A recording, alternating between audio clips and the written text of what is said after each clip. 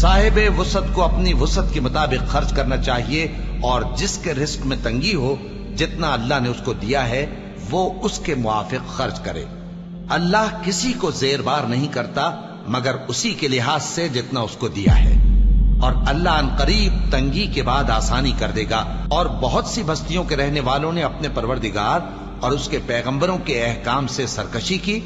تو ہم نے ان کو سخت حساب میں پکڑ لیا اور ان پر ایسا عذاب نازل کیا جو نہ دیکھا تھا نہ سنا، سو انہوں نے اپنے کاموں کی سزا کا مزہ چکھ لیا اور ان کا انجام نقصان ہی تو تھا۔ اللہ نے ان کے لیے سخت عذاب تیار کر رکھا ہے، تو اے عقل والو جو ایمان لائے ہو اللہ سے ڈرو۔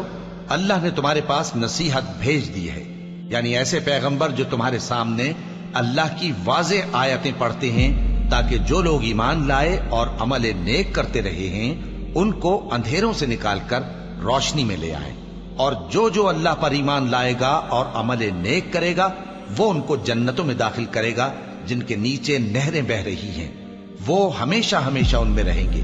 اللہ نے ان کے لیے کیا خوب رزق رکھا ہے۔ اللہ ہی تو ہے جس نے 7 آسمان پیدا کیے اور ویسی ہی زمینیں بھی،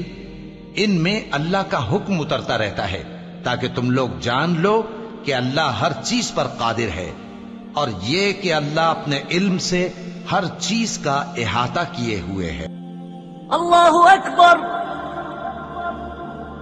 اللہ